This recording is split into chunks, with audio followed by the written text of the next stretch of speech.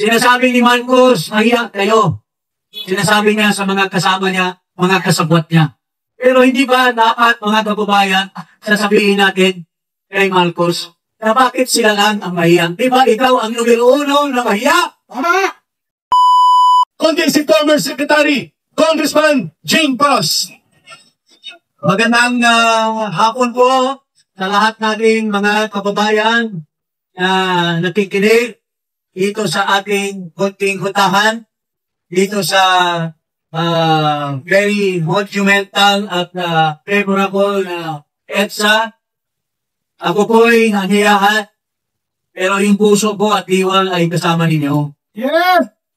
Dahil po, dumating tayo sa isang panahon na hindi na at talagang masakit na sa puso ng bawat isang Pilipino.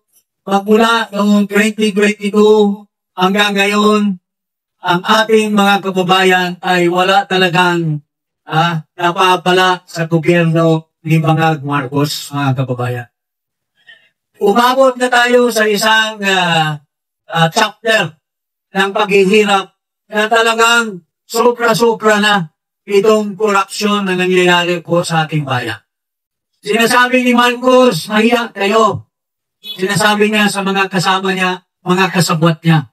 Pero hindi ba dapat mga kababayan, sasabihin natin kay Marcos, na bakit sila lang ang mahiyang? Di ba ikaw ang numero 1 na mahiya? Tama!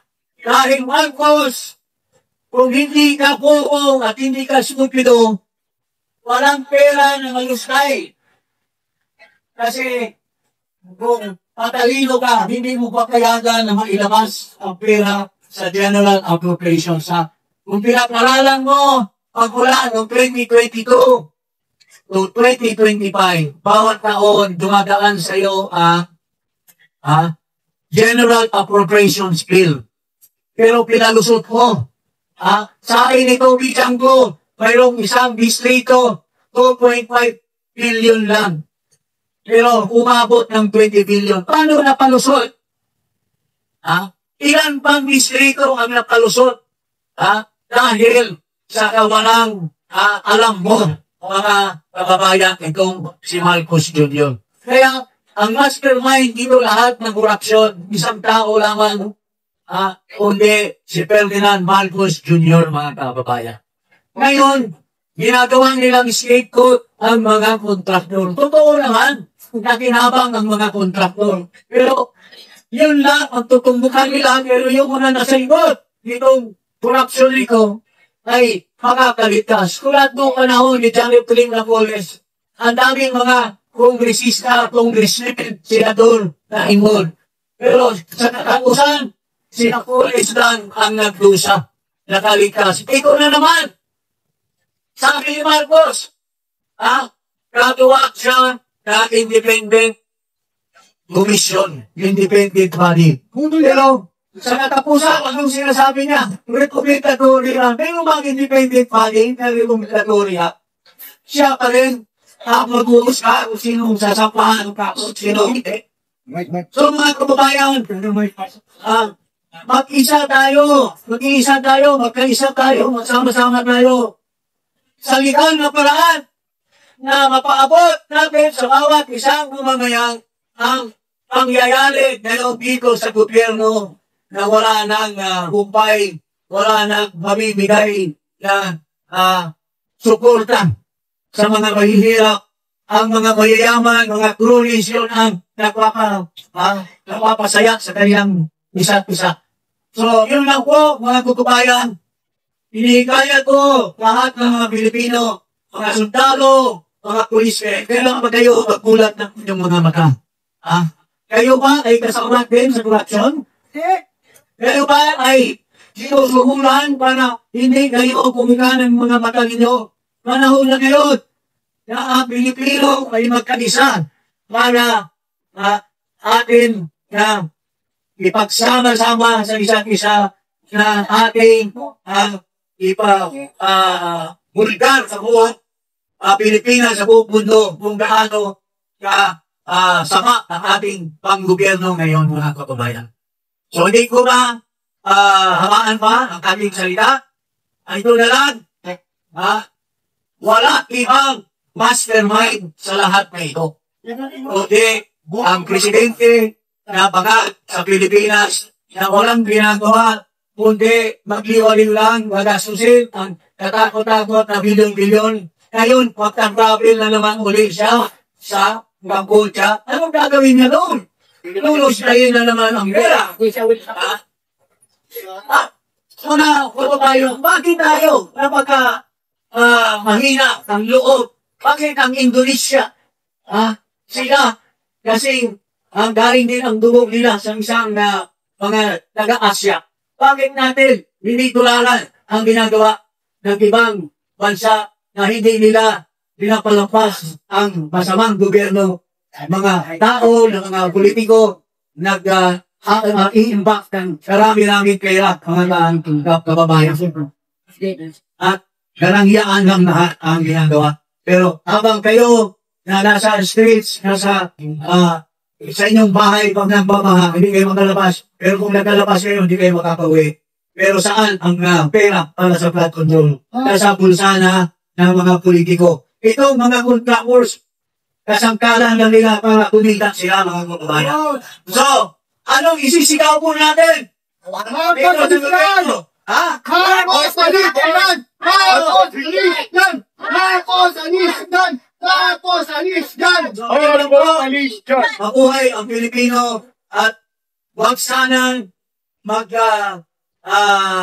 patuloy ang mga duwag na nandyan lang sa tuloy-tuloy at chat, pero wala naman hindi sumasama sa atin at ipadayag o ipakita na tayo ay lumalaban para sa ating kapwa Pilipino, mga kababayan. Ay inanyahan natin ang lahat na mga pwedeng sumama dito at mga pwedeng maimbita sa mga text message, sa mga messenger natin. Punuin natin ito sa darating na araw.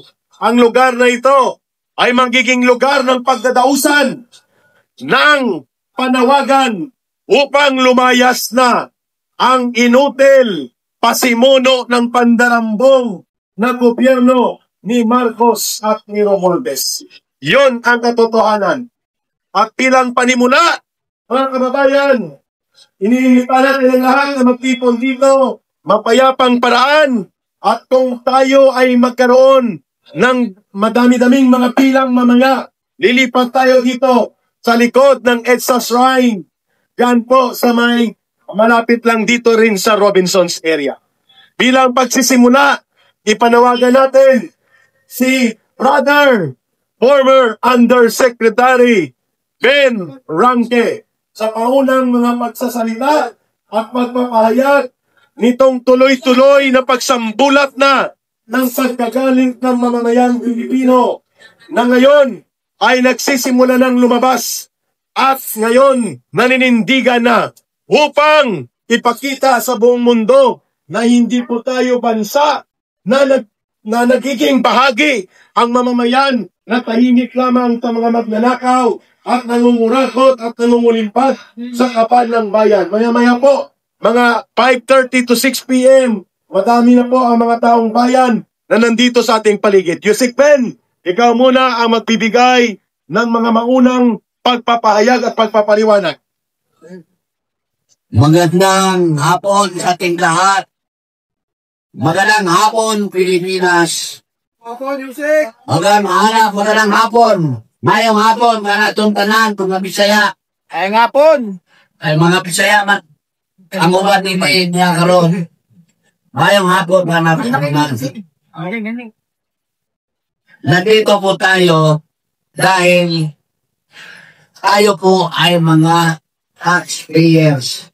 Akala ng lahat, yung lalo na yung mga maliit na tao sa lipunan, yung mga ordinaryo, akala nila wala silang buwis. Yun ang akala nila na wala silang buwis, pero mali yun. Kung nakikinig kayo ngayon, mga mamamayang Pilipino, tayo po ay nagbabayad lahat ng buwis. Bakit? Yung mga kinakain natin, yung mga binipilin natin, may buwis yan. Yung sasakay tayo sa mga sasakyan, nagbayad tayo ng mga plite, sa Bisaya pa plite, no? Pamasahe. Nagbayad tayo ng pamasahe. May tax na yan dahil yung mga driver, paso nila yun sa mga mananakay ang binayad nilang gasolina. Diba? So, lahat tayong mga tao sa bansang ito nagbabayad ng buwis.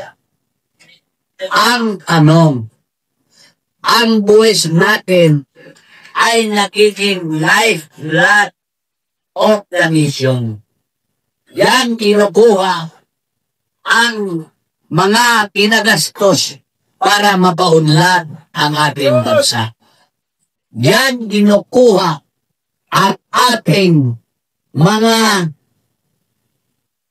college access, yan kinukuha ang para sa infrastructure, para sa health services, at iba't ibang mga ginagastos ng gobyerno para sa taong bayan. Pero anong nangyari? Nakampanan ba ng gobyerno ang kanyang responsibilidad sa ating taong bayan? Hindi! Nakampanan ba nila ang pagpa-hospital ng mga tao kapatid natin na may sakit? Hindi! Nakampanan ba nila ang mga pagkain na mura para sa atin? Hindi! Lahat ng mga bagay hindi nila nagampanan para servisyo at lahat na tayong nagpupuwis, nagtatax para mabuhay ang gobyerno para iservisyo sa ating taong bayan. Bagkus, ninamakaw nila ang pira natin. Tama ba ko? Ninamakaw ba nila ang pira natin? Madaling nakawin ang mga pira na pinuwis ng ating dugo para mabuhay ng ating bansa. Bakos nagbibigay tayo ng buwis, nangungutang pa sila. Bumibinta pa nila ng mga gold natin at meron pa silang plano na lahat na ari-arian sa Pilipinas ipinta nila. Mga magnanakaw sa gobyerno, gamit ang bayan. Sobra na. Dapat mag-ingay tayo. Sobra na yung ginagawa nila. Pero mo, blood control, kaya nga sinasabi ko, ang Panginoon ng talaga ang nagbigay sa atin na mamulat na kayo. Nung nakaraang taon, nagsuna si Panag-BBM. Nahambog siya ng 5,500 blood control. Ipinagtanggol pa niya ang mga ninanakawan ng blood control. Oo. Pero anong ginawa na Panginoon pagkaumaga? Inulan, na bumagyo. Oh, lumutang ang mga bahay, ang mga tao, nagbaha. Ibig sabihin, sinungaling yung presidente ninyo. Last year pa alam na niya. Di ba? Ninanakaw ng blood control, tarantado. Oo. Ngayon, suna naman siya bago. Ang kanyang suna, mahiya naman kayo. Dahil daw ginukurapot ang mga pera sa taong bayan. Tumindig ang mga magnanakaw. Nagpalakpak. Bakit sinasabi ng mga magnanakaw? Ang mga magnanakaw! Si Marcos ang mastermind! Si Romualdez ang kanyang arkitekto! Di ba? Mahiya naman kayo. Ulan lang may nagsalita. Pakinin kayo, lalo kayong kahiya. Kasi ikaw ang pangulo namin. Correct! Di ba? Yun. At ano nangyari sa ginawa niyang zona na nagsasalita sa korupsyon na nangyari sa mga leader politiko. Nakawaya na sila ngayon. This is a clear sign of divine intervention na nag-away-away na sila. Sabi ng presidente, labanan niya ang korupsyon. Sabi ni Romualdez, labanan niya ang korupsyon. Sabi ng lahat ng investigate sa corruption. Aba, sino ang investigahan nila? Di ba dapat sarili nila ang investigahan? Tama! Pag-yes corruption ang mga tunay na pasimulo ng mga kurakot! Sino? Sabi ni Banat, imbestigahan mo yung 2026 na NEP, National Expenditure Program. Buwang ako mali mga utak. Ikaw ang presidente. NEP is required at the department. Executive department. Sabi mo, inimbestigahan mo. Bago, bakit mo pinadala sa Kongreso? Ikaw nga magpadala doon. Picture naman doon sa Kongreso. Si Tambalos-Los. Kaya, di ba nga? Ikaw ang direktor na NEP natin. Ano ka nangyari sa kanila? Di ba sila ang umagawa? Alaman luloko, mga magnanakaw! Ayun, binusisi daw ng patiin ng mga congressman. Ay, balik natin yan sa dikiin sa Secretary Department. Kasi maraming wali. Ibig sabihin, mali. Diskubyado si Paco. Pariya naman yan sila Pasabit ng NEP sa Kongreso. Maglagay din sila ng mga insertion at program. Di ba? Kahit kuso ngayon na tinutulog siya na tinutulog siya na natin sila taong bayan, nagkaroon bigla agad ng kumbaga mistas na kanilang anay. Puro naman yan magnanakaw. So, di ba? So ngayon, buhaya na sila. Yun ang divide generation sa Panginoon. Nag-away-away na siya. Kaya tayo, mga taong bayan, nakita na natin ngayon ang malakiang korupsyon na nakakasira sa ating bansa, nakakasira sa ating reputasyon sa ibang bansa, na ang Pilipinas puro magnanakaw ang mga politiko at leader ninyo. Pinanguluhan ng Pangulong Bahag. Dapat mahulog na kayo dyan. At dapat lumaban ng taong bayan. Kaya Yusik Pen ang panawagan natin. Marcos Alistan! Marcos Alistan! Marcos Alistan! Marcos Alistan! Marcos resign! Marcos resign! Marcos resign! At ang panawagan, ang tao, ang bayan, ngayon ay lumalaban. Ang tao, ang bayan, ngayon ay lumalaban. Ang tao, ang bayan, ngayon ay lumalaban. Ang bayan, ngayon ay lumalaban. Ang tao, ang bayan, ngayon ay lumalaban. Ang tunay na kriminal at pasimuno ng pagnanakaw sa gobyerno, si Marcos at si Romualdez, sila ang utak at punot-dulo kung bakit anumbalik ang kurakutan at pagnanakaw sa gobyerno. Sila ang unang dapat singilin. Marcos Magdalena! Marcos Magdalena! Marcos Magdalena!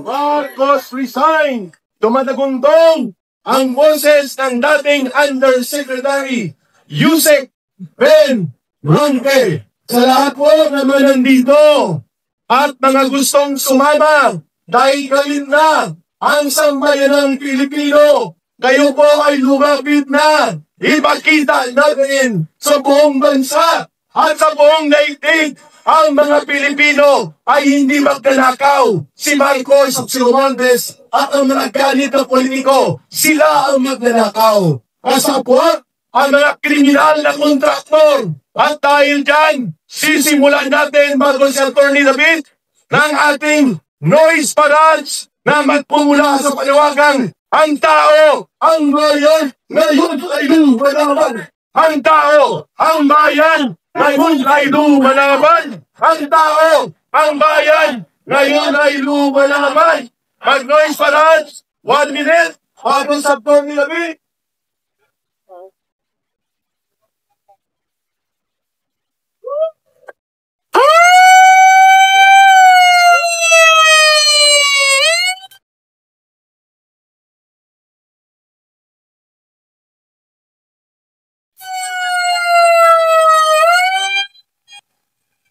Pwede na pa mag-join sa pag-iingay ang lahat. 1 minute po ito. Go!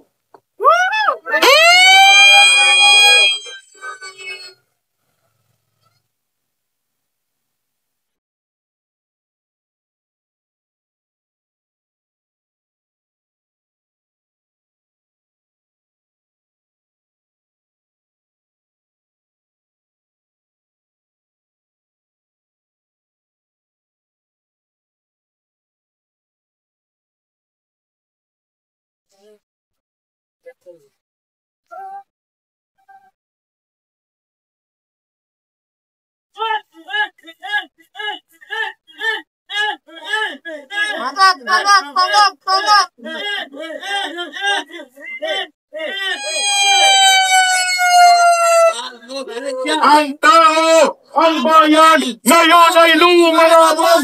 Ang tao, ang bayan, ngayon ay lumalaban!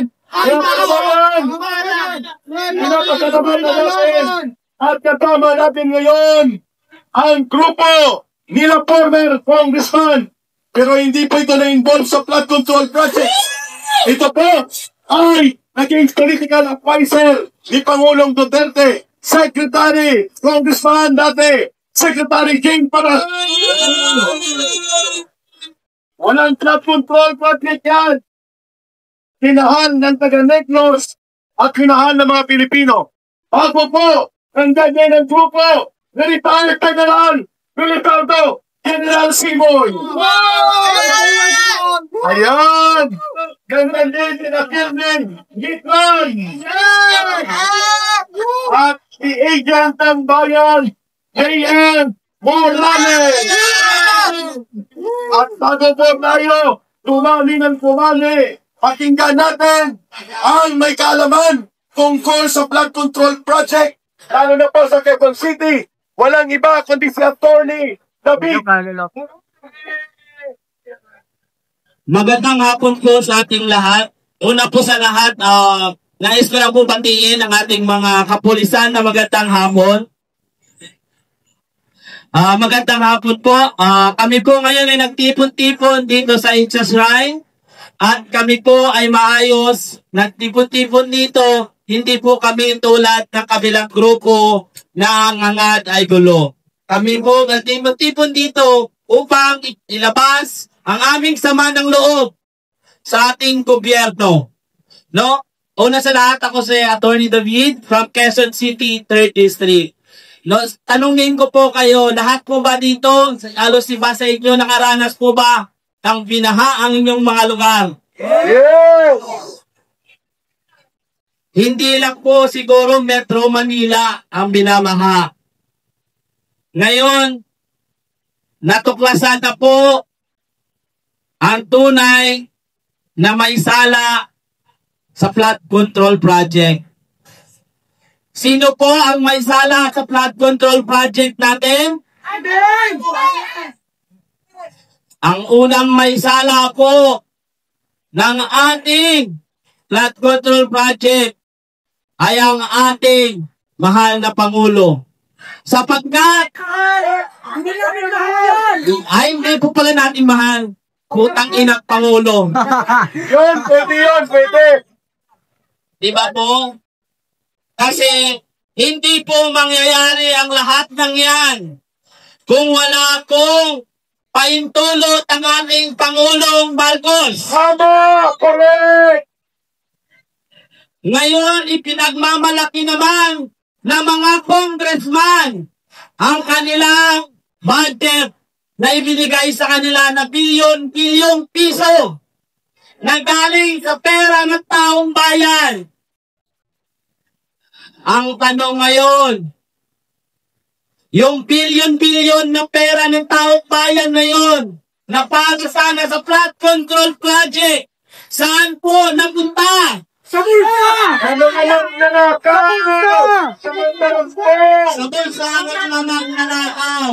Pero, ulitin ko po, sino po ang main player na flood control project ng doon? Ang pinaka-main player po na tinatakpan nila kung saan napupunta ang pera ng taong bayan ay nasa kay Lisa Araneta Marcos. Tama! Sapagkat si Lisa Araneta ang nagdidikta kay Martin Romualdez para kumurakot ng pera ng tao ng bayan. Correct! Ngayon naman, itong si Martin Romualdez ay uutuin si Saldico para gumawa ng paraan para makakuha ng maayos na pera ng taong bayan. Ngayon, tanungin ko sa inyo, nasaan na si Saldico? Tumakas na ang ninakaw! Kaya po siya, ito po ang tanong po sa inyo. Nung nalaman mo pa ang flood control project, nung pumutok, nandito pa po si Saldico. Pero nung nalaman na iimbestigahan na, biglang nawala si Saldico. Ngayon, gumawa ang ating mga bulok na congressman na naman ng committee para sa flood control project. Kayo po ba naniniwala sa kanilang pag-iimbestiga?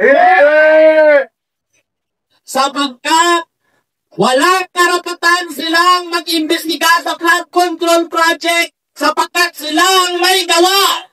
Tama! Sila ang may akta ng flood control project na yan. Mga magnanakaw! Mga congressman na mga magnanakaw. Tama! Lahat po ng mga congressman na yan na umuupo ngayon sa committee na yan, lahat po na yan ay nakakulbat ng pera ng taong bayan. Lahat ng mga yan ay magnanakaw. Una po sa lahat, sabihin ko po sa inyo, hindi po tayo pwedeng itimanda dahil nabihan natin silang magnanakaw. Karapatan po natin yun na magsagi sa kanila sapagkat sila ay public service o public servant. Correct! Ilingkod sa taong bayan. Correct! Karapatan po natin na sabihin sa kanila kung ano ang nasa sa loobin natin. Huwag po tayo matakot sa mga congressman na yan. Sapagkat tayo din po ang nagluklok sa kanila. Tayo din po ang aalis sa kanila. Tama! Kaya ngayon, kung nanonood man ng mga congressman na yan, mahiya naman kayo! Mga walang hiya, mahiya kayo! Umalis kayo dyan sa committee na yan! Lumayas kayo! Imbestigahan ninyo ang inyong mga sarili! Kung saan ninyo dinala ang pera ng taong bayan! Kami po sa Quezon City ay lubos na naapektuhan ng flood control project na yan. Correct! Dati po, kahit itong bagyong Ondoy o Yolanda, halos hindi po kami mabaha. Pero ngayon, konting lakas na ng ulan, grabe na po ang baha. Lubog po ang mga sasakyan, kubong na lang po ang nakikita. So ngayon, para naman to sa mga congressman sa 3rd District, anong ginawa ninyo sa pera ng flood control project? Binulsa ba ninyo? Malamang binulsa kasi wala naman talaga flood control.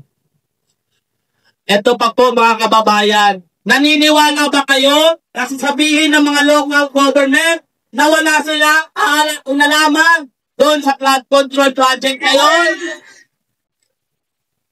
Imposible po yan. Kasi sakon po yan, karapatan mong imbestigahan. Siguro, alam mo na, nalagyak naman. Kaya yun, tumahimik si Mayora. Wala ba akong tinutukoy na mayor dito? Kung narinig ni Mayor Joy ito, I love you. Pero yun po ang katotohanan. Una po, yung ating barangay chairman, may pananagutan din po dyan. Sapagkat, sakop po nila ang mga barangay na yun.